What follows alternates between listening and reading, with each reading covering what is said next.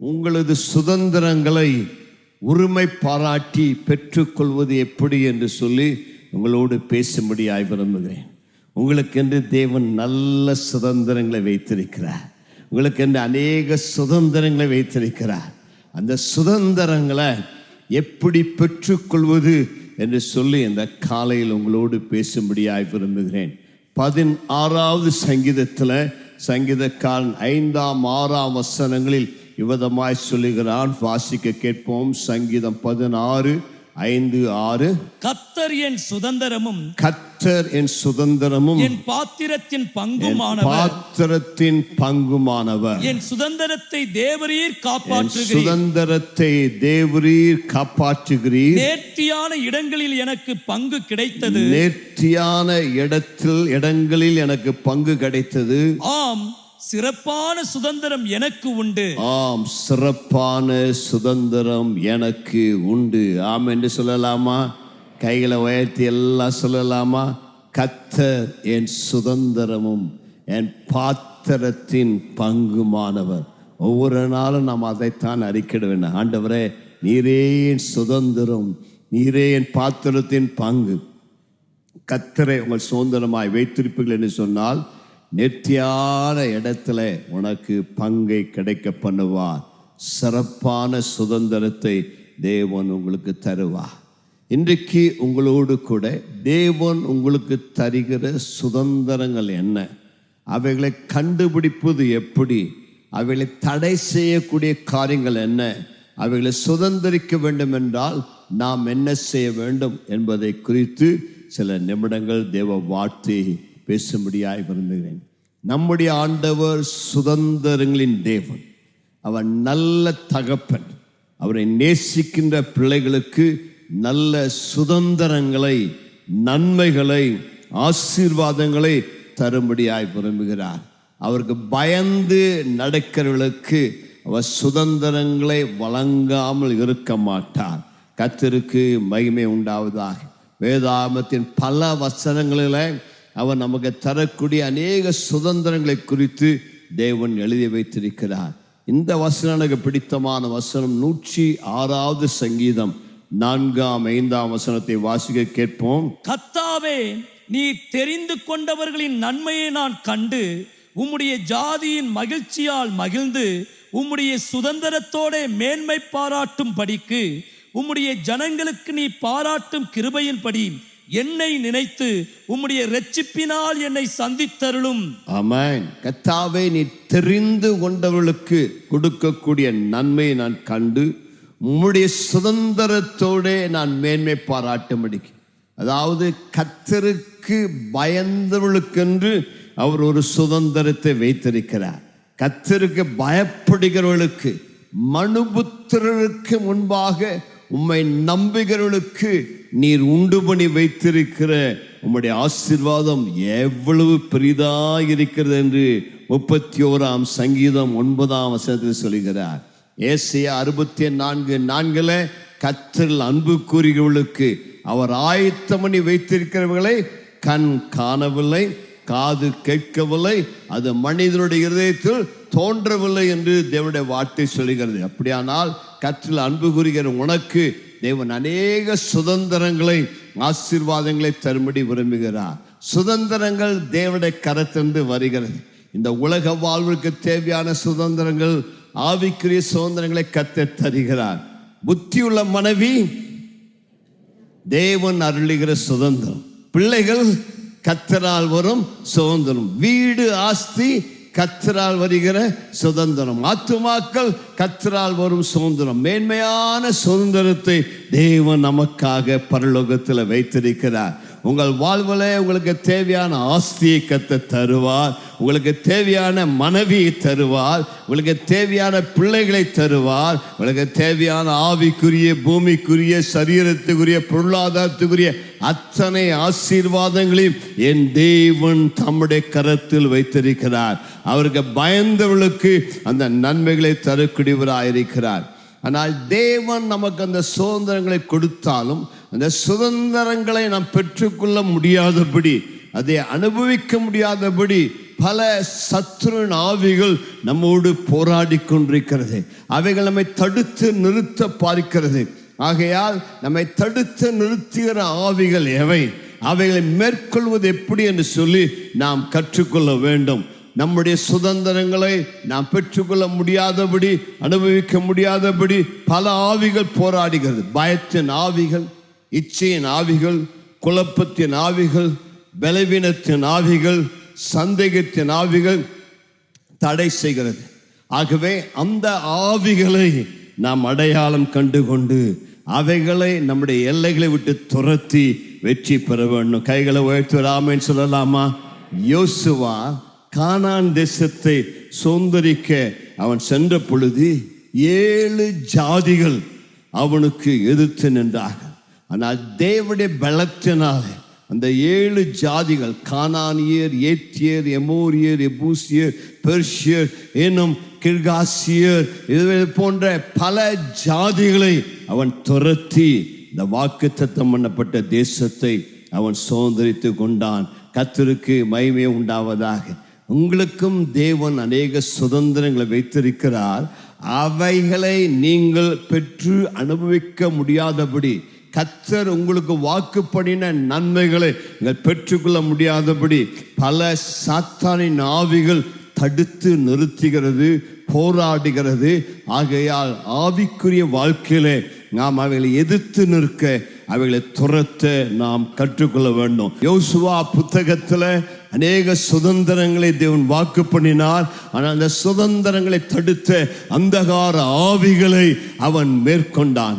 எபேசு நிருபமும் நமக்கு ஒரு சுதந்திரத்தின் புத்தகம். அந்த எபேசு நிருபத்தை நீங்கள் வாசிப்பில் என்று சொன்னால் நமக்கு தேவன் வைத்திருக்கிற மேன்மையான சுதந்திரங்கள் என்ன, கிருபையின் மகிமைக்கு புகழ்ச்சியாக தேவன் நமக்கு வைத்திருக்கிற ஆசீர்வாதங்கள் என்ன என்பதை எபேசு நிருபத்தில் அழகாய் சொல்லப்படுகிறது.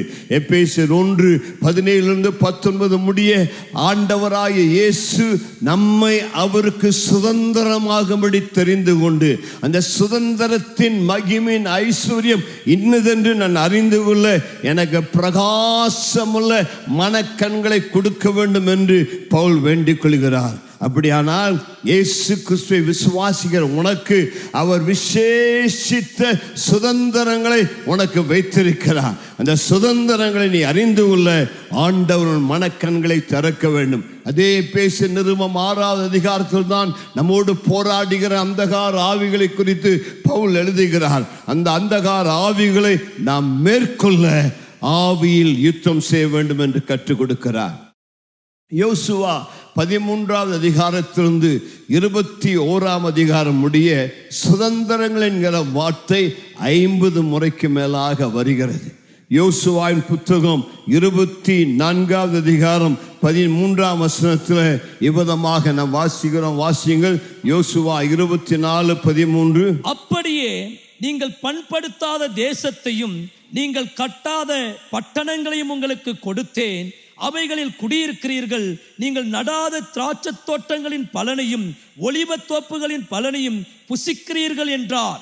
யோசுவாவின் புத்தகத்தினுடைய கடைசி அதிகாரத்தில் யோசுவா சுதந்திரங்களை இஸ்ரவேல் புத்திரருக்கு கொடுத்து முடித்த பிறகு அவளுக்கு சொல்லக்கூடிய வார்த்தை இதுதான்: தேவன் உங்களுக்கு கட்டாத வீடுகளை உங்களுக்கு குடியிருக்க தருவார்.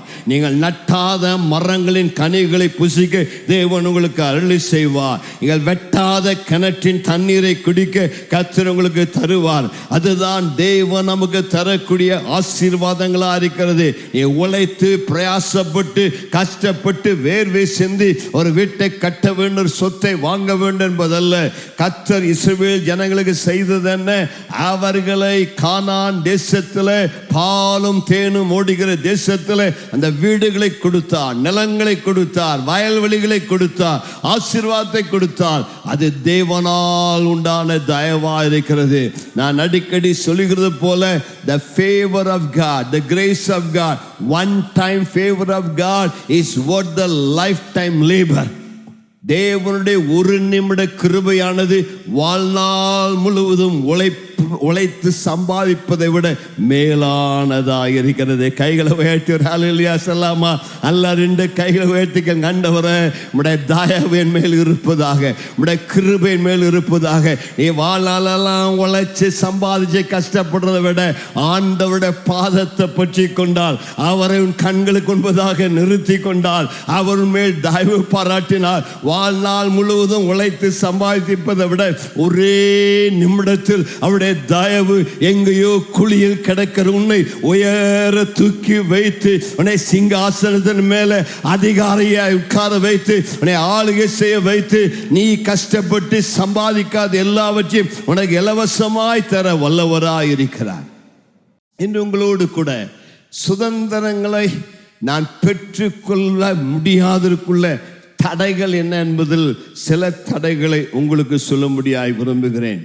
தான் கோத்திரத்தார் தேவன் தங்களுக்கு கொடுத்த சுதந்திரங்களை அலட்சியப்படுத்தி அவளுக்கு பிரியமான இடங்களை, வசதியான இடங்களை அவள் தெரிந்தெடுத்த பொழுது அது அவளுடைய எதிர்காலத்தை பாதித்தது என்று பார்க்கிறோம். நாமும் கூட தேவன் உங்களுக்காக வைத்திருக்கிற சுதந்திரங்களை நீங்க அலட்சியப்படுத்தி அதற்கு பதிலாக எனக்கு பிரியமானது, எனக்கு வசதியானது என்று நீங்களே சில சுதந்திரங்களை, இடங்களை தெரிந்து கொண்டால் அது உங்களுடைய ஆவிக்குரிய வாழ்க்கையை பாதிக்கும்.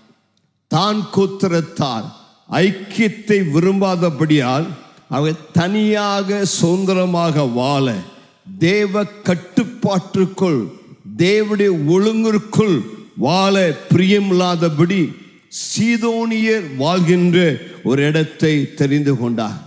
அது அவளுக்கு எவ்வளவு ஆபத்தாய் முடிந்தது என்று நாம் பார்த்தோம். 120வது சங்கீதத்தில் சங்கீதக்காரன் விதமாய் சொல்லுகிறான், ஐயோ, நான் மேஷேக்கிலே சஞ்சரித்தது போதும், கேதாரின் கூடாரங்கள் அண்டையில் குடியிருந்தது போதும், சமாதானத்தை பாய்க்கிற இடத்தில் என் ஆத்துமா குடியிருந்தது போதும் என்று சங்கீதக்காரன் சொல்லுகிறான். ஐயா, நீங்க எங்கே குடியிருக்கீர்கள் என்பது மிக முக்கியம். தேவன் உங்களுக்காக நியமித்த இடத்தில் நீங்கள் குடியிருக்கிறீர்களா? தேவன் விரும்புகின்ற, தேவன் உங்களுக்கு தந்த அந்த சுதந்திரத்தை நீங்கள் பெற்றுக்கொண்டு அதில் மகிழ்ச்சியா இருக்கிறீர்களா? அல்லாவிட்டால் தேவன் உங்களுக்கு கொடுக்காத ஒரு சுதந்திரத்தை தேடி நாடி ஓடி போய் உங்கள் ஆத்துமா சமாதானத்தை இழந்து தவிக்கிறதா? 2வது ஒரு கூட்டத்தாரை பார்க்கிறோம். ரூபன், மனாசே, காத் கோத்திரத்தார், நல்ல அருமையான கோத்திரத்தார். யோசுவாவோடு கூட இணைந்து கானான் தேசத்தில் யுத்தத்தை செய்து வெற்றி பெற்றார்கள். ஆனால் அவர்கள் யோர்தானை கடந்து செல்லும் முன்பதாக, அந்த கானானுக்குள் பிரவேசிக்கும் முன்பதாக கீலேயா தேசத்தை பார்த்து, இது நல்ல பசும் புல்வெளி, எங்க ஆடு மாடுகளுக்கு இது ஏற்ற இடம், இந்த குடும்பத்துக்கு ஏற்ற இடம் என்று சொல்லி அந்த கானானுக்குள் பிரவேசிக்காதபடி கானானுக்கு முன்பதாகவே இந்த இடம் வசதியா இருக்குது என்று அங்கேயே தங்கிவிட்டார்கள் என்று வேதம் சொல்லுகிறது. வாசிங்கள். என்னாகமம் 32வது அதிகாரம் 1ஆம் வசனத்தை வாசிங்க. என்னாகமம் புத்திரருக்கும் காத் புத்திரருக்கும் ஆடு மாடுகள் மிகவும் திரளாய் இருந்தது. அவர்கள் யாசேர் தேசத்தையும் கீலேயா தேசத்தையும் பார்த்தபோது, கீலேயா தேசத்தை அவர்கள் பார்த்த பொழுது அது ஆடு மாடுகளுக்கு தகுந்த இடம் என்று கண்டார்கள். ஆடு மாடுகளுக்கு தகுந்த இடம் என்று கண்டார்கள். ஆண்டவர் வைத்த இடமான் பார்க்கல, அவளுக்கு ஏற்ற இடமான் பார்க்கல, ஆடு மாடுகளுக்கு ஏற்ற இடம். 5ஆம் வசனத்தை வாசிங்க. உம்முடைய கண்களில் எங்களுக்கு தயை கிடைத்ததானால் எங்களை யோர்தான் நதிக்கு அப்புறம் கடந்து போக பண்ணீராக, இந்த நாட்டை உமது அடியாருக்கு காணியாட்சியாக கொடுக்க வேண்டும் என்றார்கள். கடந்து போக பன்னீராக, நாங்க போக விரும்பல. எங்களுக்கு தேவன் வைத்திருக்கிற அந்த சுதந்திரத்தை, எங்களுக்கு யோர்தானுக்கு அப்புறத்துல மோசேயின் மூலமாய் வாக்கு பண்ணப்பட்ட அந்த கானான் தேசத்துக்குள் நாங்கள் போக விரும்பல. இதே நல்லா இருக்குது, இங்கேயே இருந்து கொள்கிறோம் என்று சொன்னார். இவளுக்கு பெயர் பார்டர் கிறிஸ்டியன்ஸ், எல்லையோர கிறிஸ்தவர்கள். இந்த எல்லையை கடந்து வர விரும்பல. ஆண்டவர் வைத்திருக்க பரிபூரண ஆசீர்வாதத்தை அவள் பெற்றுக்கொள்ளாதபடி இதோ ஒரு நன்மை கிடைச்சது, இந்த நன்மை எங்களுக்கு போதும், இதுவே எங்களுக்கு போதும், இதுக்கு மேல நாங்கள் ஆழமா வர விரும்பல, இங்கேயே இருந்து விடுகிறோம், இதுவே நன்றாக இருக்கிறது என்று சொல்லி மதில் மேல் இருக்கிற பூனைகளாக எல்லையை தாண்டாதபடி, யோர்தானை கடந்து அக்கறைக்கு செல்லாதபடி அவர்கள் உலக பிரகாரமான காரியத்திலேயே திருப்தியாய் வாழ்ந்து விட்டனர். பரிபூர்ண ஆசீர்வாதத்தை பெறாதபடி அரைகுறை ஆசீர்வாதத்தில் அவள் திருப்தியாய் விட்டாள். இன்றைக்கும் சில கிறிஸ்தவர்கள் அப்படிதான் இருக்கிறாங்க. ஐயா, தேவன் உங்களை ஆழங்களுக்குள் வரும்படியாய் அழைக்கிறார். பக்கத்திற்கு கை கொடுத்து சொல்லுங்க, ஆண்டவர் உங்களுக்கு இது அல்ல, இதை விட மேலானதை வைத்திருக்கிறார், இதிலேயே திருப்தியாய் இருந்து விடாதீங்க, இதே நல்லா இருக்கு இங்கே டேரா போட்டுறாதீங்க. ஆண்டவனை பார்த்து சொல்லுங்க, மகனே ஆழங்களுக்குள் வா, உனக்காக நான் வைத்திருக்கிற சுதந்திரங்கள் இன்னும் பெரிதானவைகள், உனக்காக வைத்திருக்கிற நன்மைகள் இன்னும் ஏராளமானவைகள், இதிலேயே அங்க டவரை போட்டு உட்கார்ந்து விடாத. ஆண்டவர் உங்களை இன்னும் மேன்மையான அனுபவங்களுக்குள் அழைத்து செல்ல விரும்புகிறார். லோத்து அப்படிதான். ஆதியாகமம் 13வது அதிகாரத்தில் நீங்கள் 11ஆம் வசனத்திலிருந்து 13ஆம் வசனம் முடிய வாசித்தால் ஆபிரகாமும் லோத்தும் ஒன்றாய் தங்கியிருக்கிறார்கள். ஆனால் லோத்து ஆபிரகாமை விட்டு பிரிந்து போகும் பொழுது அவனுக்கு ஷார்ட் சைட், ஆபிரகாமுக்கு லாங் சைட். இன்னைக்கு நிறைய பேருக்கு பக்கப்பார்வை. பக்கப்பார்வைனா என்ன? பக்கத்தில் என்ன இருக்குதுன்னு சொல்லி பார்க்கலாம். லோத் எதை பார்த்தான்? பக்கத்தில் இருந்த சோதோம் கொமோராவை பார்த்தான். லாங் சைட்னா என்ன? ஆபிரகாம் தேவன் தனக்கு வைத்த இந்த வாக்குத்தத்த தேசத்தை கண்ணோக்கி பார்த்தான். கர்த்தருக்கு மகிமை உண்டாவதாக. இந்த லோத்து எல்லாம் பச்சை பசேல் இருக்குன்னு தெரிந்து கொண்டான். முடிவில் நடந்தது என்ன? லோத்து சிறைப்பிடிக்கப்பட்டு போனான். லோத்து இருந்த பட்டணம் அழிக்கப்பட்டது, சோதோம் கொமோரா. ஆகையால் அவன் தனக்கு வசதியான பசுமையானதை தெரிந்து கொண்டான். ஆனால் அது தேவனால் அவனுக்கு தரப்பட்டதல்ல. இந்த ரூபன், காத், மனாசே கோத்திரத்தால் தங்களுக்கென்று தெரிந்து கொண்ட இடத்தில் என்ன ஆனது என்று வேதம் சொல்கிறது. 1 நாளாகமம் 5வது அதிகாரம் 25ஆம் 26ஆம் வசனத்தை வாசிங்க. ஆகையால் இஸ்ரவேலின் தேவன் அசிரியா ராஜாவாகிய பூலின் ஆவியையும் அசிரியா ராஜாவாகிய தில்காத்பில் நேசரின் ஆவியையும் எழுப்பினதினாலே அவன் ரூபனியரும் காத்தியரும் மனாசேயின் பாதி கோத்திரத்தாரும் ஆகிய அவர்களை சிறைப்பிடித்து இந்நாள் வரைக்கும் இருக்கிறது போல ஆலாவுக்கும் ஆபோருக்கும் ஆராவுக்கும் கோசான் ஆற்றங்கரைக்கும் கொண்டு போனான். அவளை குறித்து அவனுடைய வார்த்தை சொல்லும் பொழுது, இந்த ரூபன், மனாசே, காத் கோத்திரத்தார் தங்கள் பிதாக்களின் தேவனுக்கு துரோகம் பண்ணி தேவன் அவளுக்கு முன்பாக அளித்திருந்த தேச ஜனங்களின் தேவர்களை பின்பற்றி சோரமானபடியினால் தேவன் அவர்களை விற்று போட்டார், சிறைப்பிடிக்க போனார். காரணம், இவர்கள் கானான் தேசத்தில் இருக்கவில்லை, அதற்கு பதிலாக அவர்கள் விரும்பின அந்த கிளையா தேசத்திலே வாழ்ந்தார்கள் என்று பார்க்கிறோம். அந்த நியாயாதிபதிகள் 1ஆம் 2ஆம் அதிகாரத்தை நீங்க வாசித்து பார்த்தீங்கன்னா திரும்ப திரும்ப வரக்கூடிய ஒரு வார்த்தை, தேவன் அவளுக்கு கானானை வாக்கு பண்ணியிருந்தால் கூட அந்த கானான் தேசத்துல அவர்கள் சத்துருக்களை முழுவதும் துரத்தி விடவில்லை, கானானியரை முழுவதும் துரத்தி விடவில்லை. அதற்கு பதிலாக அவர்களை தங்களோடு இருக்க அனுமதித்தார்கள். அவர்களை கப்பம் கட்ட வேலை வாங்கி கொண்டார்களே தவிர அவர்களை முழுவதுமாய் துரத்தி அடிக்கவில்லை. அதாவது தேவன் இஸ்ரவேல் ஜனத்திற்கு கொடுத்த அந்த முழு சுதந்திரத்தை அவள் பெற்று அனுபவியாதபடி சத்துருக்களுக்கு இடம் கொடுத்தார்கள். நீங்க வாசித்து பாருங்க. இப்ப நேரம் இல்லை. யோசுவா 16:10, யோசுவா 17:12, நியாயாதிபதிகள் 1:21 இதெல்லாம் நீங்க வாசித்தீங்கன்னா இஸ்ரவேல் ஜனங்கள் தேவன் தங்களுக்கு கொடுத்த அந்த முழு சுதந்திரத்தை பூரணமாய் அனுபவியாதபடி சத்துருக்கு இடம் கொடுத்தார். ஆண்டவருடைய வார்த்தை இந்த காலம் உங்களுக்கு வரக்கூடிய வார்த்தை என்னன்னா, do not compromise. உலகத்தோடு ஒத்து வாழாதே, உலகத்திற்கு இடம் கொடுக்காதே, ரெண்டும் சேர்ந்த வாழ்க்கை வாழக்கூடாது.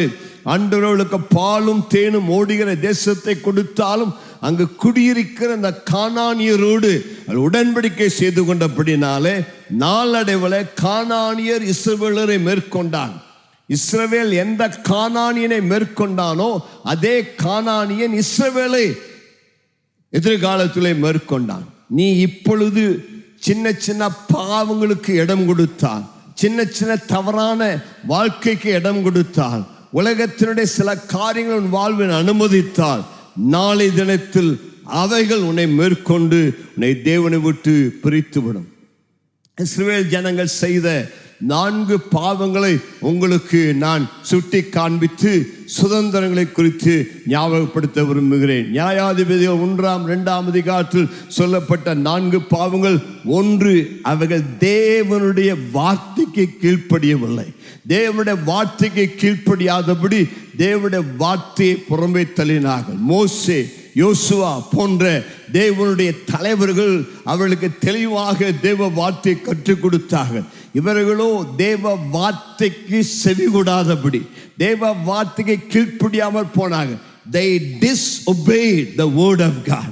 என்றைக்கெல்லாம் நீ தேவ வார்த்தைக்கு கீழ்ப்படியாமல் உன்னுடைய சொந்த வழியில் நடக்க விரும்புகிறாயோ அது முடிவில் உன்னை ஆபத்தில் கொண்டு போய் விடும் என்பதை அறிந்து கொள். தேவ வார்த்தை உனக்கு வெளிச்சம், தேவ வார்த்தை உனக்கு ஆசீர்வாதம். யோசுவா 1:5 இந்த வார்த்தை உன் வாயை விட்டு உன் உள்ளத்தை விட்டு பிரியாதிருப்பதாக. இந்த வார்த்தையின்படி நீ நடந்தால் நீ நீதிமானாயிருப்பாய், நீ செய்வதெல்லாம் வாய்க்கும்.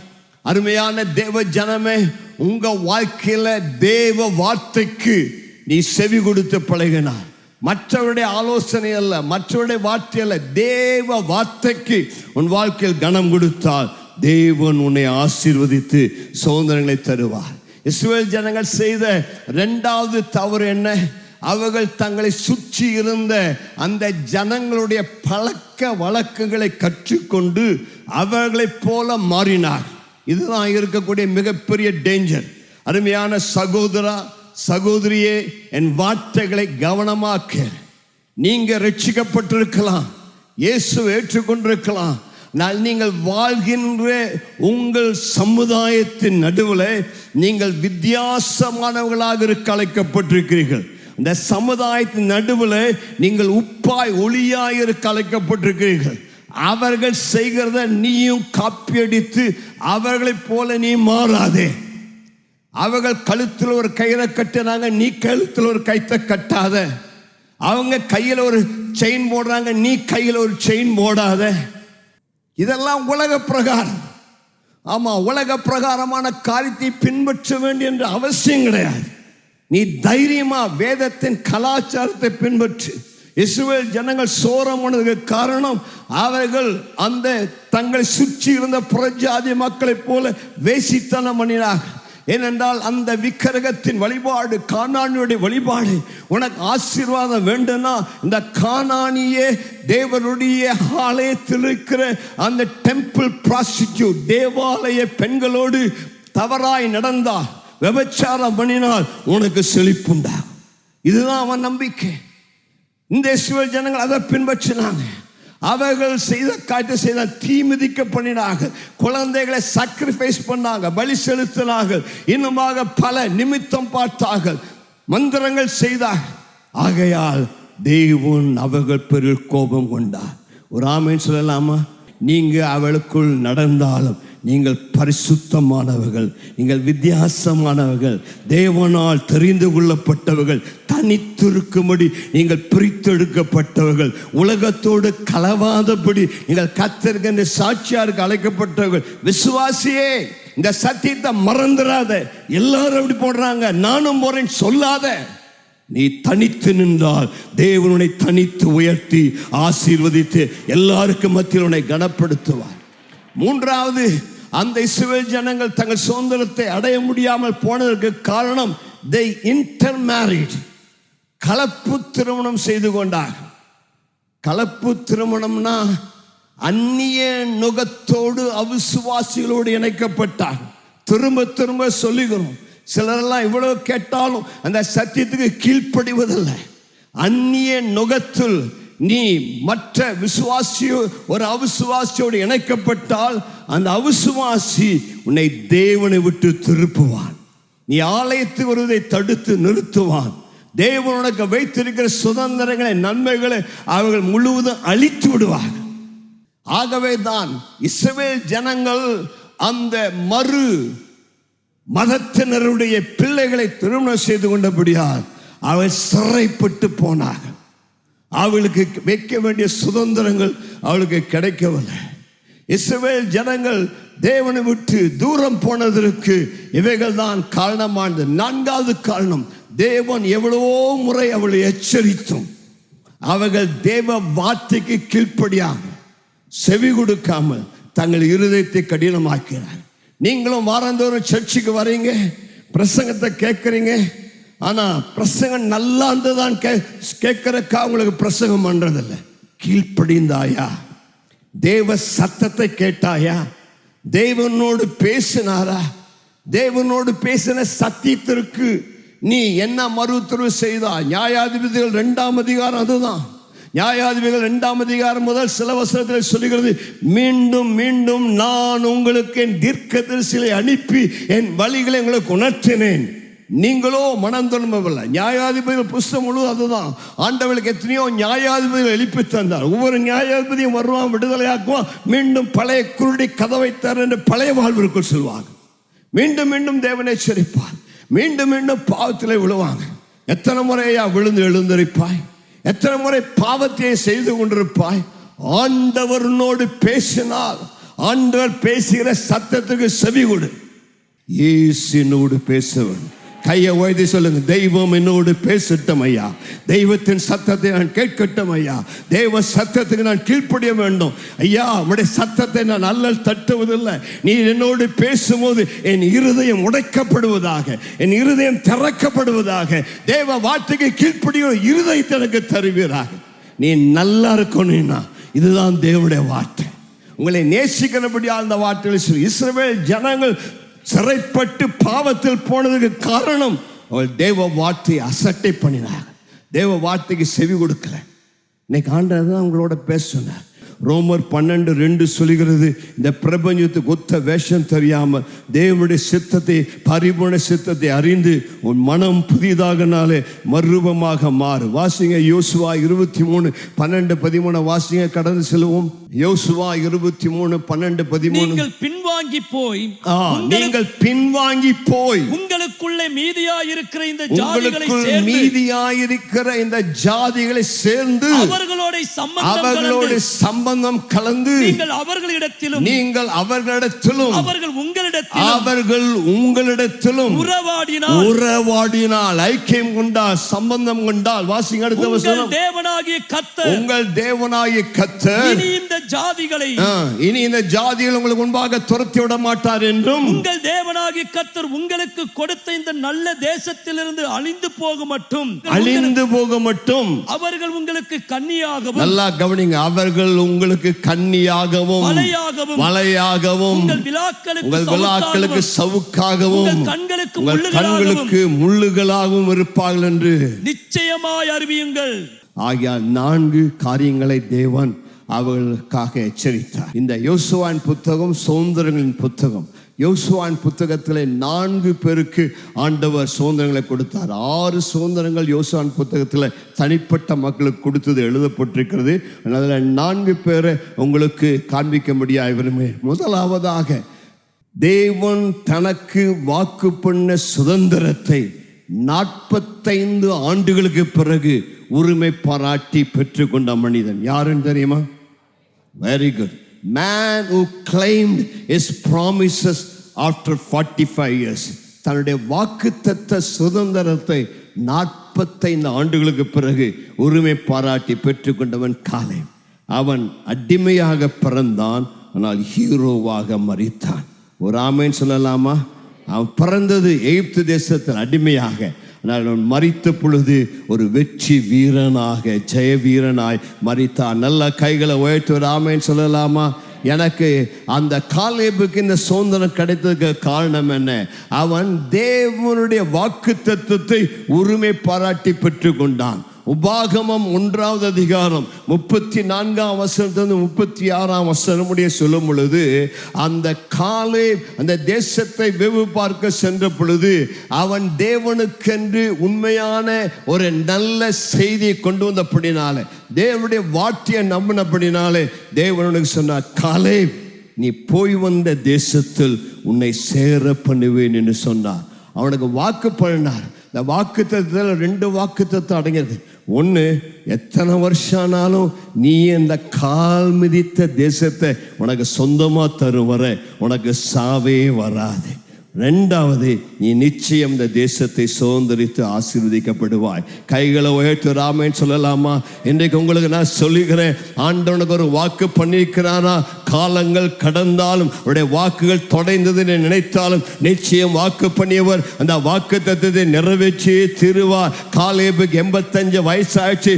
அந்த வாக்கு தத்துவத்தை பெற்று 45 ஆண்டுகள் முடிந்தது. ஆனால் 45வது ஆண்டு முடிந்த பிறகு காலேப் கேட்கிறான், அன்னைக்கு என் அப்பா பிதாயினோடு சொன்ன வார்த்தை இன்றைக்கு நிறைவேற்றுவீராக. கையை உயர்த்தி சொல்லுங்களேன். தேவன் உங்களுக்கு ஒரு வாக்கு கொடுத்தா அது நிச்சயம் மாறவே மாறாது.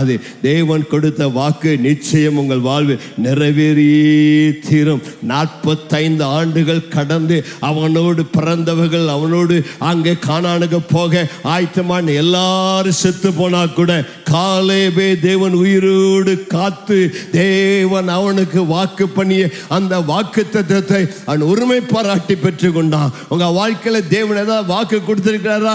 இன்றைக்கு கேளுங்க. கையை உயர்த்தி சொல்லுங்க, ஆண்டவரே நீர் என்னோடு சொன்னதை இன்றைக்கு நினைத்தள்ளுவீராக. கையை உயர்த்திகள், என்னோடு நீர் கொடுத்த வாக்கு தத்தத்தை remember your covenant God, remember your promise God, remember your word.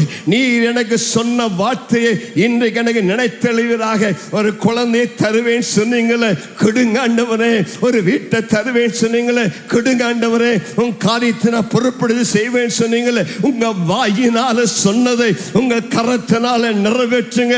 இன்றைக்கு உம்முடைய வாக்கு தத்தத்தை உம்முடைய வார்த்தையை உமக்கு நான் நினைப்பூட்டுகிறேன். நீ பொய் சொல்ல தேவன் அல்ல, நீ மனமாற மனுபுத்தன் அல்ல, நீ சொன்னதை செய்கிற தேவன். ஆகையால் ஆண்டவரே 45 வருஷத்துக்கு முன்னாடி நீர் என்ன சொன்னீரோ அது எனக்கு இன்றைக்கு நிறைவேறுவதாக. ஷபாலா ராமா கத்துனாமா.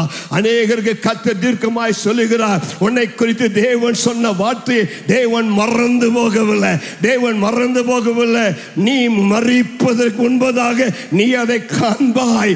நீ மரிப்பதற்கு முன்பதாக அது உனக்கு நிறைவேறும். உன் கண்கள் அதை காணும். நாங்கள் அடிக்கடி சொல்றது போல, நீ செத்து போனா கூட உன்னுடைய செத்த பிரேதத்தை உயிரோடு எழுப்பி அவருடைய வாக்குத்தத்தத்தை நிறைவேற்றி பிறகுதான் உன்னை மறிக்கும்படியாக அனுமதிப்பார். காலேபுக்கு இந்த சுதந்திரத்தை தேவன் தந்தற்கு காரணம் என்ன?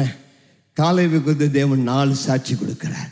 முதலாவது, அவன் என்னுடைய தாசன். 2வது, உத்தமமாய் என்னை பின்பற்றினான். 3வது, அவன் முழுவதும் ஹோலி முழுவதுமாய் என்னை பின்பற்றி நடந்தான். 4வது, அவன் உத்தமனாய் காணப்பட்டான். கர்த்தருக்கு மகிமை உண்டாவதாக. அவன் தேவனுடைய தாசன், உத்தமமாய் பின்பற்றினான், முழுவதும் கடைசி வரைக்கும் பின்பற்றினான், நல்ல விசுவாசினான். அந்த யோசுவா 14ஆம் அதிகாரத்தில் அல்லது உபாகம் 1ஆம் அதிகாரத்தில் நம்ம வாசித்த அந்த வசனத்தில் எனக்கு பிடித்த வார்த்தை என்னன்னா, அவன் உத்தமமாய் என்னை பின்பற்றினபடியினால் அவன் போய் வந்த அந்த தேசத்திற்கு நான் அவனுக்கு கொடுப்பேன். உபாகம் 1:34. எப்ரேம் குமாரனாய் காலேப் காண்பான், அவன் கர்த்தரை உத்தமமாய் பின்பற்றினபடியால் நான் அவன் மிதித்து வந்த தேசத்தை அவனுக்கு அவன் பிள்ளைகளுக்கு கொடுப்பேன் என்றான். ஒரு ஆமேன் சொல்லலாமா? காலேபுக்கு அந்த சுதந்திரத்தை கொடுத்த காரணம் உத்தமமாய் தேவனை பின்பற்றினான். கையை உயர்த்தி சொல்லலாம், ஆண்டவரே நான் உண்மை உத்தமமாய் பின்பற்ற எனக்கு உதவி செய்யுங்கப்பா. உம்மை என் கண் முன்பதாக வைத்திருக்கிறேன். நீர் என்ன வலது பக்கத்தில் இருக்கிறபடியா நான் அசைக்கப்படுவதில்லை. நான் வலது பக்கம் இடது பக்கம் சாயாம உத்தமமாய் பின்பற்றி வர விரும்புகிறேன். ஒரு ஆமைன்னு சொல்லலாமா? உத்தமமா யாரெல்லாம் இங்க உத்தமமா உண்மையா ஆண்டவரை பின்பற்றுகிறீர்களோ உங்களுக்கு ஆண்டவர் சொல்லக்கூடியதான வார்த்தை, நீ என்னை உத்தமமாய் பின்பற்றினபடியினால் நான் உனக்கு நல்ல சுதந்திரத்தை தராமல் இருக்க மாட்டேன். கர்த்தரை தேடுகிற உனக்கு, கர்த்தரை உண்மையாய் பின்பற்றுகிற உனக்கு, கர்த்தரை உண்மையாய் பின்பற்றுகிற உனக்கு நிச்சயமாய் உத்தமமாய் நடக்கிறவர்களுக்கு அவர் நன்மையை வழங்காதுறார். நன்மையை வழங்காமல் அவரால் இருக்கவே முடியாது. நீ உத்தமமாய் நடந்தால், உத்தமமாய் ஆலயத்துக்கு வந்தால், வாரம் தவறாமல் 52 வாரம் சர்ச்சுக்கு வந்தால், கர்த்தர் உன்னை விசாரித்து உனக்கு தர வேண்டிய நன்மைகளை தராமல் உன்னை விட்டு விடவே மாட்டார். ஆண்டவர்கிட்ட நீ கேட்கலாம் தைரியமா, ஆண்டவரே ஒரு வாரம் தவறாமல் உத்தமமாய் ஆலயத்துக்கு வருகிறேனே ஏன் ஆண்டவர் என்று கேட்டால் நிச்சயம் உனக்கு பதில் கொடுத்து உன்னை தூக்கி விடுவார். காரணம், என் தேவன் உத்தமமாய் நடக்கிறவர்களுக்கு பிரதிபலன் தருகிறவர். நீ எனக்கு முன்பதாக உத்தமனாய் நடந்து கொள். நான் சர்வ வல்லமையுள்ள தேவன். ஆபிரகாமே, உனக்கு குழந்தை இல்லைனாலும் 99 வயதுல நீ எனக்கு முன்பதாக சர்வ வல்லமையுள்ள தேவனா எனக்கு முன்பதாக உத்தமமாய் நடந்தபடினா I'm going to bless you. உத்தமமாய் நடக்கிறவர்களுக்கு ஒரு நன்மை உண்டுங்க. இங்க நினைக்காதீங்க ஆண்டவரை செவித்தேனே உத்தமமா எனக்கு நன்மைகளே. God will reward you. அந்த காலை முதிர்ந்த வயதிலும் முடியாததை அரிதானதை கேட்டான். ஒரு ஆமென் சொல்லலாமா? நான் கூட 60 வயசுல இந்த 10,000 பேர் உட்காரக்கூடிய ஆலயத்தை கட்டணும்னு சொன்ன பொழுது சில ஸ்வீடிஷ் நண்பர்கள் கேட்டாங்க, எங்க பாஸ்டர், எங்கள் ஊர்லையெல்லாம் நாங்கள் 60 வயசில் ரிட்டையர்ட் ஆகும், நீங்கள் 60 வயசில் இப்போ தான் ஒரு சர்ச்சை கட்டணுங்கிறீங்களே, உங்களால் முடியுமா பாஸ்டர்? ரிட்டையர் ஆகிற வயசில் எதுக்கு உங்களுக்கு இந்த வேலைன்னு கேட்டாங்க. நான் சொன்னேன், ரிட்டையர்மெண்ட் பற்றி எனக்கு கவலை இல்லை, என் ஆண்டவர் சொன்னார் அதை செய்ய வல்லவர். ஒரு ஆமென் சொல்லலாமா? முதிர் வயதுன்னு பார்க்காத, பக்கத்தில் பார்த்து வயசாயிடுச்சுன்னு சொல்லாத. இப்போதான் உனக்கு ஆண்டு புது பலன் தருகிறார். சொல்லுங்க, வயதுன்னு சொல்லாத. வயதான உனக்கு கர்த்தர் புதிய சத்துவத்தை தருவார். இப்போதான் நாங்கள் உலகம் சுற்றும் வாலிபர்களாக மாறிக்கொண்டிருக்கிறோம். 60 வயசு வரைக்கும் செய்யாத பிரயாணத்தை இப்பொழுதுதான் செய்கிறோம். இப்பொழுதுதான் ஒரு நாள் கூட ரெஸ்ட் இல்லாமல் உலகம் முழுவதும் சுற்றி கொண்டிருக்கிறோம். காரணம் என்ன? காலை சொன்னா 45 வயசுல எனக்கு இருந்த அதே பலனை கர்த்தர் இப்பொழுது எனக்கு தந்திருக்கிறார். ஹல்லேலூயா. அவன் தேவனை தனக்கு பலனாக கொண்டான். பக்கத்திற்கு கை கொடுத்து சொல்லுங்க, உங்களுடைய வாழ்க்கையில தேவனை உங்கள் பலனாக வைத்துக் கொள்ளுங்கள். ஏமான், தேவன் உங்கள் பலனாக இருந்தால் நீங்கள் அசைக்கப்பட மாட்டீர்கள். இன்னைக்கு பக்கத்துக்கு கையை பிடித்து சொல்லுங்க, அரிதானதை கேளு, சாதாரணமானதை கேட்காத, முடியாததை கேளு, உன்னாடி எது முடியலையோ அதை தாங்காண்டவரேன்னு கேளு. காலேபு 85 வயசுல அவன் நான் ரிட்டையர்ட் ஆக போறாண்டவர், 85 வயசாச்சு, ஒரு நல்ல தோட்டத்தை கொடுங்க, அங்க ஒரு வீடு கட்டி ஒரு ஸ்விம்மிங் பூல் பக்கத்தில் ஜாலியா உட்கார்ந்து இருப்பேன் கேட்டிருப்பேன். ஆனா காலேபு அப்படி இல்லை. 85 வயசுல கேட்டான், அந்த மலை நாட்டை எனக்கு தாரும், நான் போய் கால் மிதித்த அந்த தேசத்தை எனக்கு தாரும், அந்த தேசத்தை எனக்கு வேண்டும் என்று கேட்டான். இன்னைக்கு வயசானவங்க அநேகரும் முறுமுறுத்து கொண்டிருக்கிறாங்க. இங்க பக்கத்தில் பாசல் முறுமுறுக்காத, இன்னும் கர்த்தர் உனக்காக நல்ல ஓட்டத்தை வைத்திருக்கிறார். இன்னும் நீ செல்ல வேண்டிய பிரயாணங்கள் வெகு தூரம். காலேபுக்குள்ள ஒரு உறுதியான விசுவாசம் இருந்தது. ஆகவே அவன் கேட்டான், அந்த மலை நாட்டை எனக்கு தருவீராக. தன் பலத்தை புதுப்பித்துக் கொண்டான். எதிரிகளை கண்டு அஞ்சவில்லை. தேவன் என்னோடு இருந்தான். எந்த சத்துருமே நான் துரத்தி விட முடியும் என்பதை அறிந்தேன் நான். ஒரு ஆமென் சொல்லலாமா? இந்த 10 அந்த வேவுக்காரர்கள் எந்த ராட்சதனை கண்டு பயப்பட்டார்களோ அதே ராட்சதனை காலை துரத்தி விட்டான். அவிசுவாசம் ராட்சதர்களை பார்க்கும், விசுவாசம் தேவனை பார்க்கும். ஒரு ஆமென் சொல்லலாமா? உலகத்தின் மக்கள் அவிசுவாசக்காரர்கள் காமன் சென்ஸின்படி செய்வார்கள். ஆனால் விசுவாச வீரர்களோ தேவ வார்த்தையின்படி செய்வார்கள். ஆமென். விசுவாசம் இல்லாதவனுக்கு காமன் சென்ஸ் என்ன சொல்லுதோ அதுபடி செய்வான். விசுவாசம் உள்ளவன் தேவனுடைய வார்த்தையின்படி செய்வான். காலேபுக்கு கர்த்தர் எப்ரோனை தந்தார். ஒரு ஆமென் சொல்லலாமா? யோசுவா 14:15 விதமாய் சொல்லு, காலேபுக்கு தேவன் முன்னே எப்ரோனை தந்தார். அந்த எப்ரோனுக்கு முன்னாடி அந்த பேர் கீரியாத் அர்பா. கீரியாத் அர்பா என்று சொன்னால் 4 ராட்சதர்களின் பட்டணம். இப்பொழுது காலேப் இந்த ராட்சதர்களை துரத்தி விட்டு, எப்ரோன் என்றால் ஐக்கியம், எப்ரோன் என்றால் இளைப்பாறுதல். காலேப் அங்கே போன உடனே அங்கே தேசம் யுத்தம் இல்லாமல் அமைதியா இளைப்பாறியது. கைகளை உயர்த்தி ஆமென் சொல்லலாமா? இன்னைக்கு ஆண்டு உனக்கு சொல்றாராமா, பெற்றுக்கொள். கைகளை உயர்த்தி உனக்கு ஒரு எப்ரோனை தர போறாரு. இது வரைக்கும் சண்டைன்னு இருந்தாய், இது வரைக்கும் ராட்சதல் இருந்தாய். ஆனால் அந்த ராட்சதங்களை துரத்தி விட்டு உன்னுடைய தேசம் இளைப்பாறுதலின் தேசமாய் மாறப்போகிறது. உனக்கு கர்த்தர் இளைப்பாறுதலை தருவார், எப்ரோனை தருவார். உன் குடும்பத்தை இது வரைக்கும் சண்டை போட்டவங்க ஐக்கியமா வாங்க, உன் குடும்பத்தை உனக்கு தருவார். காலேப் தன் சுதந்திரத்தை பெற்றுக்கொண்டான். முதிர்ந்த வயதிலும் அவன் அந்த மலை நாட்டை அரிதான சுதந்திரத்தை பெற்றுக்கொண்டான். 2வது அக்சாலை குறித்து அதே அடுத்த அதிகாரத்தில் பார்க்கிறோம். யோசுவா 15ஆம் அதிகாரம் 18-19 எனக்கு பிடிச்ச ஒரு நல்ல பிரசங்கம்.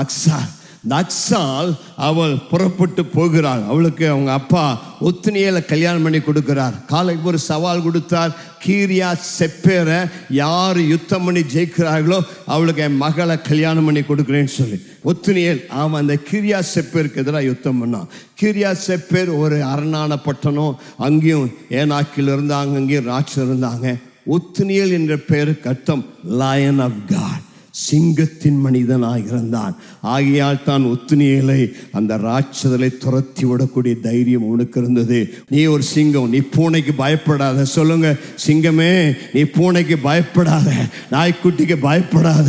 நீ ஒரு சிங்கம், நீ ஒரு உருமுனினா மற்ற எல்லா ராட்சதலும் ஓடி போய் ஒளிந்து கொள்வாங்க. நீ சிங்கத்தை போல் என்று சொல்லி உள்ள திறந்து ஒரு சத்தத்தை எழுப்பினார். எல்லா விதமான சத்துருக்களும் பிசாசுகளும் ஓடி போய் ஒளிந்து கொள்வாங்க. சிங்கங்கள்லாம் கையை உயர்த்தி சத்தமா ஒரு அல்லேலூயா உரிமை கொண்டு சொல்லுங்க. ஏமா அப்படி ஒரு 4 அல்லேலூயா போட்டினா சாத்தானுடைய பல்ல உடைப்பாய், சாத்தான் ஓடுவான். கீரியாத் செப்பேர் உடைய வசம். சரி, அங்கெல்லாம் நம்முடைய சப்ஜெக்ட். கல்யாணம் ஆயிடுச்சு. கல்யாணம் ஆகி அக்சாலோட கழுத மேலே போகிறான். அப்போ உடனே அக்சால் சொன்னான், எங்கள் அப்பாட்ட ஒரு வயல்வெளி கேட்க வேணும்னு சொன்னான். ஒரு ஆமென் சொல்லலாமா? பக்கத்தில் பார்த்துக்கல, இன்னைக்கு எங்கள் அப்பாட்ட ஒரு வயல்வெளி கேட்க போகிறேன். சொல்லுங்களேன், கையை உயர்த்தி. உங்கள் அப்பாட்டு இல்லை, ஆமாம், போய் உங்கள் அப்பாட்ட கேட்டுறாதீங்க. நாளைக்கு உங்கள் அப்பா என்னை அடிக்கிறதுக்கு வந்துவா சர்ச்சில், ஏயா இதாயா பிரசவம் பண்ணி கொடுத்தேன்னு சொல்லி. நான் சொல்லிக்கிறேன், அப்பா பரலோக அப்பா. கையை ஓட்டி சொல்லுங்க, என் பரலோக தகப்பனிடத்தில் இன்னைக்கு ஒரு வயல்வெளியை கேட்க போகிறேன். கேளுங்கம்மா, கேளுங்கப்பா. உனக்கு வயல்வெளி இல்லையா? உன்னுடைய தேவை என்ன? இந்த கல்ல உன் பிரச்சனை என்ன? நான் கல்யாணம் ஆகி போகிறேன், எங்கள் அப்பா எனக்கு டவுரி கொடுக்கல, பிரச்சனை இல்லை. எனக்கு பரலோக அப்பா இருக்கிறார், அவர் எனக்கு ஆசீர்வாதத்தை தர வல்லவர். கைகளை உயர்த்தி சொல்லுங்க, எனக்கு ஒரு வயல்வெளி வேண்டும். வயல்வெளி ஊழியத்தை காண்பிக்கிறது, வயல்வெளி ஆத்துமாக்களை காண்பிக்கிறது, வயல்வெளி கர்த்தருக்காய் ஊழியம் செய்வதை காண்பிக்கிறது. அக்சால் சொன்னால், என் தகப்பனிடத்தில் ஒரு வயல்வெளியை கேட்க போகிறேன். என்ன பண்ணா, கழுத மேலே போயிட்டு இருந்தவன் அப்பா பார்த்தோன்னே கழுதை விட்டு கீழே இறங்கினா. ஒரு ஆமென் சொல்லலாமா? இன்னைக்கு சிலர் அப்பாவை பார்த்தாலும் உட்கார்ந்த சேரை விட்டு எந்திரிக்கிறது இல்லை. இன்னைக்கு மாமனாரை பார்த்தாலும் உட்கார்ந்த இடத்த விட்டு எந்திரிக்கிறது இல்லை. இந்த அக்சால் எவ்வளோ நல்ல பிள்ளையா இருந்தா. இந்த காலத்து பிள்ளைகள்லாம் அப்பாவுக்கு அம்மாவுக்கு மரியாதை கொடுக்கறது இல்லை, அன்பு காமிக்கிறது இல்லை. ஆனால் அக்சால் அப்பா தூரத்தில் பார்த்தோன்னு என்ன பண்ணா, பக்கத்தில் பசங்க கழுதை விட்டு இறங்கு கீழே. கழுத மேலே உட்காந்துட்டே கேட்காது. சொல்லுங்களேன் பக்கத்தில் பார்த்து. ஆமாம், கழுத மேலே உட்காந்துட்டே கேட்டேன்னா கிடைக்காது. கழுதை விட்டு இறங்கு. அது தாழ்மை குறிக்கிறது, அது மனத்தாழ்மை குறிக்கிறது. பக்கத்தில் பார்த்து கொஞ்சம் மண்டி போட பழகு, கொஞ்சம் முட்டி போட பழகு. நீ சேர் மேலே சேர் போட்டு, கால் மேலே கால் போட்டு, ஆண்டவரே எனக்கு இந்த நன்மை செய்வீரானால், ஆமாம் உனக்கு செய்வார். இன்னும் 4 காலம் மேலே போட்டுட்டு கேளு. ஆமாம், ஆண்டவர்கிட்ட கேட்கணும், முழங்கால் போடு, உன்னை தாழ்த்து, தேவனுடைய முகத்தை தேடு.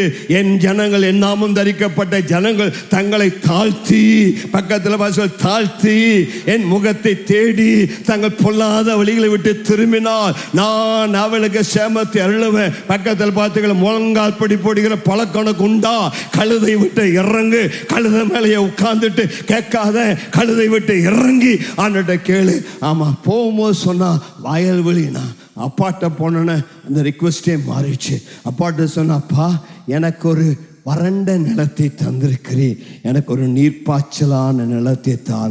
கையை ஓய்தி சொல்லுங்க, ஆண்டவரே எனக்கு ஒரு நீர்ப்பாய்ச்சலான நிலத்தை தருவீராக. சொல்லுங்க, ஆண்டவரே என் வாழ்க்கை வறண்டு இருக்கிறது, என்னுடைய எதிர்காலம் வறண்டு இருக்கிறது, என்னுடைய வாழ்க்கையில் வறட்சி, ஆசீர்வாதம் இல்லை, என்னுடைய வாழ்க்கையில் வறுமை, ஏழ்மை இருக்கிறது. நான் போகிறேன் ஆண்டவரே, என் குடும்ப வாழ்வில் வறட்சி, என் குடும்ப வாழ்க்கை பாலவனம் மாதிரி இருக்கிறது. கையை உயர்த்தி சொல்லுங்கள், ஆண்டவரே இன்றைக்கு எனக்கு ஒரு நீர்ப்பாய்ச்சலான நிலத்தை தருவீராக. இன்றைக்கு உங்களுக்கு தீர்க்கமா சொல்லுகிறேன், இன்றைக்கு ஆண்டவர் உங்கள் வறட்சியை தரட்சியாய் மாற்றப் போகிறார். உங்கள் பாலை வனம் சோலை வனமாய் மாறப்போகிறது. உங்கள் வனாந்தரம் வயல்வெளியாய் செழிக்கப் போகிறது. காரணம் என்ன? ஏசியா 32:15 சொன்ன பண்ணமாக உங்கள் வனாந்தரத்தில் பரலோகத்தின் தேவன் பரலோகத்திலிருந்து உன்னதத்திலிருந்து தம்முடைய ஆவியை உங்கள் மேல் ஊற்றும் பொழுது அந்த வனாந்தரம் வயல்வெளியாய் மாறும். நல்ல 2 கையை ஓய்தி சொல்லுங்க, ஆண்டவரே இன்றைக்கு உன்னதத்திலிருந்து பரிசுத்த ஆவியானவர் என் மேல் ஊற்றப்படுவீராக, என் மேல் இறங்கி வருவீராக. கர்த்தருடைய ஆவியானவரே, என் வாழ்க்கை வறண்டு இருக்கிறது, என் வாழ்க்கை பாலைவனம் போல இருக்கிறது, என் வாழ்க்கையில் ஏமாற்ற தோல்விகள். ஈசாக்குடைய வாழ்க்கையில் துறவுகள் அடைபட்டது.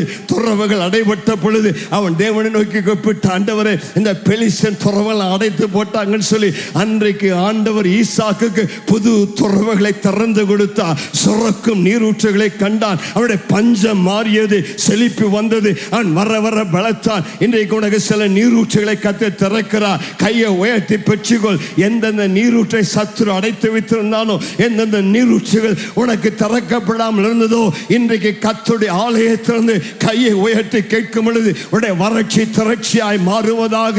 உனக்கு அடைக்கப்பட்ட நீரூற்றுகள் திறக்கப்படுவதாக. உன்னதத்திலிருந்து ஆவியான உன்மேல் இறங்கி வருவாராக. உடைய வயல்வெளி செழிப்பதாக, உடைய ஆவிக்குரிய வாழ்க்கை செழிப்பதாக, உடைய குடும்பம் செழிப்பதாக, உடைய பிள்ளைகள் செழிப்பதாக, உன் குறைகள் நீங்குவதாக. இன்றைக்கு நீ தேவனை தேடுவாயானால் உன்னுடைய எல்லா பஞ்சங்கள் மாறும், உடைய மடுக்கள் மேடாக மாறும். உடைய வாழ்க்கை கர்த்தர் ஆசீர்வதித்து செழிக்க செய்வார். சுதந்திரங்களின் நேரம். கைகளை உயர்த்தி சொல்லுங்க, ஆண்டவர் என் பேரில் மறுமலர்ச்சியின் காலங்களை தருவாராக. Seasons of refreshing. வறட்சிக்கு பதிலாக அவனுடைய சமூகத்திலிருந்து வருகிற இளைப்பாறுதலின் காலங்கள் என் மேல் வருவதாக. 3வது பிரசவம். செலோபேத்தியாளின் குமாரத்திகள். என்ன குமாரத்திகள்? செலோபேத்தியாளின் குமாரத்திகள். யோசுவாவின் புத்தகத்தில் 17வது அதிகாரம் 3ஆம் வசனத்திலிருந்து 6ஆம் வசனம் முடிய 5 பெண் பிள்ளைகள் ஒன்றாக வந்து யோசுவாவிடத்தில் கேட்டாங்க. ஆமாம், அவர்கள் they were not satisfied with the status quo. தங்களுக்கு இருந்த நிலையில் அவள் திருப்தியாய் நின்று விடவில்லை. தங்களுடைய காரியத்தை ஏற்றுக்கொள்ளவில்லை. தங்களுடைய சூழ்நிலையில் அவர்கள் அதை கட்டுப்படுத்த அனுமதிக்கவில்லை. பெண் பிள்ளைகள், அந்த காலத்தில் பெண் பிள்ளைகளுக்கு சுதந்திரம் கிடையாது. ஆனால் இவங்களுக்கு கல்யாணமும் ஆகலை. வாலிப பிள்ளைகள், அவங்க அப்பா மறிச்சிட்டாங்க, சுதந்திரம் இல்லை. ஆனால் இந்த பெண் பிள்ளைகள் தங்களுடைய ஸ்டேட்டஸ்கோ, இப்போ இருக்கக்கூடிய நிலையை ஏற்றுக்கொள்ளாதபடி எங்கள் நிலை மாற வேண்டும் என்று தைரியமாய் தேவனிடத்தில் விண்ணப்பம் பண்ணினார்கள். கையை உயர்த்துறாமே சொல்லலாமா? இன்னைக்கு உன் நிலை எதுவாக இருந்தாலும், நான் இப்படி தாங்க, ஒரு ஏழை, ஒரு விதவை, கஷ்டப்படுறேன், எனக்கு வழி இல்லைன்னு சொல்லாத. அதற்கு பதிலாக தேவனிடத்தில் மன்றாடினால் வழி இல்லாத இடத்துல உனக்கு வழியை திறக்க அவர் வல்லவராக இருக்கிறார். இதுதான் என் விதின்னு சொல்லாத. பக்கத்துக்கு கை கொடுத்து சொல்லு, இதுதான் என் விதின்னு சொல்லாத. உன் விதியை மாற்றக்கூடிய தேவன் இருக்கிறார். உன் சூழ்நிலையை மாற்றக்கூடிய தேவன் இங்கே இருக்கிறார். அந்த 5 குமார்த்திகள் சொன்னாங்க, நாம பெண் பிள்ளைகள், அப்பா இல்லை, அதனால நமக்கு சுதந்திரம் இல்லை, அது உலகம் சொன்னது. ஆனால் நாங்கள் தேவனிடத்தில் கேட்க போகிறோம். எங்களுக்கு சுதந்திரம் இல்லாட்டினா எங்களை சுதந்திரத்தை தர தேவன் வல்லவர், எங்களுடைய சுதந்திரத்தை தேவனிடத்தில் உரிமை பாராட்ட போகிறோம் என்று சொன்னாங்க. அவர்கள் இதுவரைக்கும் யாரும் கேட்காததை அவர்கள் கேட்டார்கள். பக்கத்திற்கு கைகொடு சொல்லுங்க, இதுவரைக்கும் யாரும் கேட்கலன்னா நீ கேட்க கூடாது அர்த்தம் இல்லை. யாரும் கேட்காததை நீ கேட்டால் தேவன் உனக்கு தர வல்லவர். யாரா கேட்டாத நீ கேட்கணுங்க அல்ல, நீ யாருமே கேட்காததை நீ தைரியமாய் ஆண்டவரிடத்தில் கேளு, அவர் அதை உனக்கு தர வல்லவர். அன்காமன் ரிக்வெஸ்ட், இதுவரை யாரும் கேட்டதில்லை, இதுவரைக்கும் ஒரு முன்மாதிரி இல்லை, இதுவரைக்கும் ஒரு உதாரணம் இல்லை, இதுவரைக்கும் சட்டத்தில் இடம் இல்லை.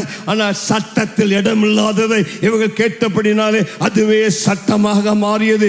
தேவன் அவளுக்காக ஒரு புது சட்டத்தை திறந்து கொடுத்தார். இவர்கள் தைரியமாய் கேட்டபடினாலே அடுத்து வருகிற சந்ததிகளுக்கு ஒரு வழி உண்டானது. அவர்களும் ஆசீர்வதிக்கப்பட்டார்கள். கைகளை உயர்த்தி சொல்லுங்க, இன்றைக்கு ஆண்டவரிடத்தில் தைரியமாக கேட்க போகிறேன், அசாதாரணமான காரியத்தை கேட்க போகிறேன், துணிச்சலா கேட்க போறேன். நான் ஒரு ஹிஸ்டரி மேக்கர், நான் ஒரு ரிஸ்க் டேக்கர், நான் ஒரு சரித்திரம் படைக்கிற பெண். சொல்லுவேன் கையை உயர்த்தி, நான் சரித்திரம் படைக்கிற பெண்மணி, நான் தைரியமா கேட்பேன். இதுவரைக்கும் யாரும் செய்யலைனாலும் நான் செய்வேன். நான் பெண்ணையா என்னை எல்லாம் தடுத்து நிறுத்துவாங்கன்னு பயப்படல. பெண்ணா இருந்தாலும் விசுவாசத்தோடு கேட்டால் சரியான இடத்துல சரியான நபரிடத்துல அது கேட்டபடினாலே அவர்களுக்கு சரியான ஆசீர்வாதத்தை சரியான நேரத்தில் தேவன் தந்தார். யோசுவா 17:18 அங்கே யோசேப்பின் புத்திரர் யோசுவாவிடத்தில் கேட்டாங்க, ஐயா நாங்கள் ஜனம் பெருத்தவர்கள், ஜனம் பெருத்த எங்களுக்கு ஒரு பங்கு நீர் கொடுத்தது என்ன, ஒரு போர்ஷன் கொடுத்தது என்ன, இங்கே கொடுத்த இடம் எங்களுக்கு பத்தலை அப்படின்னு சொல்லி கேட்டாங்க. யோசுவாவுக்கு சொன்ன பதில், நீங்கள் ஜனம் பெருத்தவங்க, you are a great people, உங்களுக்கு பராக்கிரம் உண்டு, உங்களுக்கு ஒரு பங்கில் மலை தேசமும் உங்களுடையதாகும் என்று சொன்னார். ஒரு ஆமென் சொல்லலாமா? பக்கத்திற்கு கைகொடு சொல்லுங்க, மலை தேசம் உங்களுடையதாகும். அது காடானால் அதை வெட்டி திருத்துங்கள், அதனுடைய கடையாந்திரம் மட்டும் உங்களுடையதாகும். யோசேப்பின் புத்திரர் யோசுவாவுக்கு சொன்னது, ஆண்டவரே நாங்கள் பெரிய கூட்டையா, எங்களுக்கு இருக்கிற இடம் பத்தலை, எங்களுக்கு இன்னும் பெரிய இடம் வேணும்னு கேட்டாங்க. அவர்களுக்கு யோசுவா கொடுத்த பதில் தான், நீ கால் மிதிக்கிற இடத்தெல்லாம் உனக்கு கத்த தருவார். ஹல்லேலூயா. ஆண்டவர் நமக்குள்ள ஒரு அதிருப்தி இருக்க வேண்டும், ஒரு இருக்கிற திருப்தியா இல்லாம ஆவிக்குரிய வாழ்க்கையில கேட்க வேண்டும். கையை நீட்டி சொல்லுங்க, நான் இடம் கொண்டு பெருகுவேன், வலது பக்கத்துல இடது பக்கத்துல இருக்கிற நிலையிலேயே நான் திருப்தியாய் நின்று விட மாட்டேன். உடைய சுதந்திரத்தை பெரிதாக்கு. யோசேப்புன்னு சொன்னால் இன்க்ரீஸ் என்ற அர்த்தம். கையை வைத்து சொல்லுங்க, நான் ஒரு யோசேப்பு, நான் பெருகுவேன். கையை நல்லா நான் ஒரு யோசேப்பு, நான் பெருகுவேன். பெருக்கத்திற்காகவே தேவனை அழைத்திருக்கிறார். God will add, இன்னும் தேவன் தருவார். நல்ல கை அசைத்து சொல்ல, இன்னும் தேவன் தருவார், இன்னும் தேவன் தந்து கொண்டே இருப்பார். இருக்கிறதெல்லாம் திருப்தியாய் நின்று விடவில்லை. பூமிக்குரிய ஆசீர்வாதத்தை பற்றி சொல்லல, ஆவிக்குரிய ஆசீர்வாதங்களை குறித்து சொல்லுகிறேன். தேவன் இன்னும் தருவார், இன்னும் என்னை பெருக பண்ணுவார், இன்னும் ஆசீர்வதிப்பார். அவனுக்கு ஒரு குழந்தை பிறந்தது, அவனுக்கு மனாசே என்று பெயர் வைத்தான். தேவன் என்னை மறக்க பண்ணினார். இரண்டாவது ஒரு பிள்ளை பிறந்தது, அவனுக்கு எப்ராயிம் பேர் வச்சார். எப்ராயிம் என்று சொன்னால் ரெட்டிப்பாய் கனி தருவேன். நல்ல கையை உயர்த்தி ரெண்டு விரலை காமிச்சு சொல்லுங்க, நான் ரெட்டிப்பாய் தேவன் தேசத்தில் என்னை பழுக பெருக பண்ணுவார். நீ துன்பத்தின் பாதை வழியாய் கடந்து வந்திருக்கலாம், கஷ்டத்தின் பாதை வழியாய் கடந்து வந்திருக்கலாம், நெருக்கம் உபத்திரவத்தின் பாதை வழியாய் கடந்து வந்திருக்கலாம். இந்த கால ஆண்டோட சொல்லக்கூடிய வார்த்தை, அதை தேவன் மறக்க பண்ணி அதற்கு பதிலாக இரட்டத்தனையாக உனக்கு ஆசீர்வாதத்தை நன்மையை தருவார். நீ இடம் கொண்டு பெருகுவாய். வலது புறத்தில் இடது புறத்தில் உனக்கு ஒரு பங்கல்ல டபுள் போர்ஷன், டபுள் பிளஸிங், ரெட்டிப்பான பங்கை, ரெட்டிப்பான சுதந்திரத்தை, ரெட்டிப்பான ஆசீர்வாதங்களை மலை தேசத்தை தருவார். இதுவரைக்கும் யாரும் சுதந்திரிக்காததை, இதுவரைக்கும் யாரும் பெற்றுக்கொள்ளாததை, இதுவரைக்கும் யார் கால் மிதிக்காததை கர்த்தர் உனக்கு தருவார். அங்கே கானானிகள் இருந்தால், இருப்பு ரதங்கள் இருந்தால், பரிசுத்த ஆவியானுடைய பலத்தினால், பரிசுத்த ஆவியானுடைய வல்லமையினாலே உனக்கு முன்னால் இருக்கிற சத்துருக்களை நீ துரத்தி அடித்து அதற்கு பதிலாக தேவ பலத்தினால் நீ கால் மிதிக்கிற இடத்தை கர்த்தர் உனக்கு தருவார். உனக்கு சொந்த இடம் இல்லையா, கர்த்தர் உனக்கு தருவார். வாக்கு பண்ணியதை கர்த்தர் உனக்கு தர வல்லவர். கர்த்தர் நல்லவர். எழுந்து நிற்போமா? நல்ல ரெண்டு கைகளை உயர்த்தி ஆண்டவருக்கு நன்றி செலுத்தி ஜெபிக்கக்கூடிய நேரம். எல்லாவற்றுக்கும் மேலாக இயேசுதான் நம்முடைய மெய்யான சுதந்திரம். இயேசு உனக்குள் வந்தார், உனக்கு அவருடைய சகல பரிபூர்ணம் இறங்கி வரக்கூடியதா இருக்கிறது. இயேசு ராஜா, நீ நல்லவர். உடைய வார்த்தை நான் பிரகடனப்படுத்தி இருக்கிறேன்.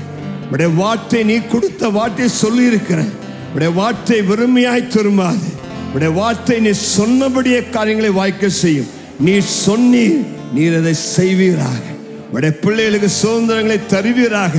யார் யார் உம்மிடத்தில் ஏக்கத்தோடு கேட்கிறார்களோ அவளுக்கு வழிகள் திறக்கப்படுவதாக. கேளுங்கள் கொடுக்கப்படும் என்று சொன்னீரே, தட்டுங்கள் திறக்கப்படும் என்று சொன்னீரே. இப்பொழுது கேட்கிறாள், கொடுங்கய்யா, கொடுத்துள்ளும் தகப்பனே. பிள்ளைகளை ஆசீர்வதியும். ஒருவர் கூட ஏமாற்றத்தோடு போகக்கூடாது. ஒருவர் கூட வெறுமையாய் செல்லக்கூடாது. யாரெல்லாம் இடத்தில் எதை கேட்கிறார்களோ அதை அவளுக்கு தந்தள்ளும் தகப்பனே. ஜனத்தை ஆசீர்வதியும். நன்மைகளை கட்டளிடும். சமாதானத்தோடு அனுப்பும். முன்னுக்கு ரட்சிப்புக்கு ஒப்பு கொடுத்த வந்தவளுக்கு நீருடைய உள்ளத்தில் வந்து ரட்சிப்பை, சமாதானத்தை, ஜீவனை தந்து உம்முடைய சொந்தங்களாய் மாற்றும். உமக்கே மகிமை செலுத்தி இயேசுவின் நாமத்தில் ஜெபிக்கிறோம் நல்ல பிதாவே. நல்ல கரங்களை தட்டி தேவனுக்கு நன்றி சொல்லுவோம். கர்த்தர் உங்களை ஆசீர்வதிப்பாராக. சமாதானத்தோடு கடந்து செல்லுங்கள்.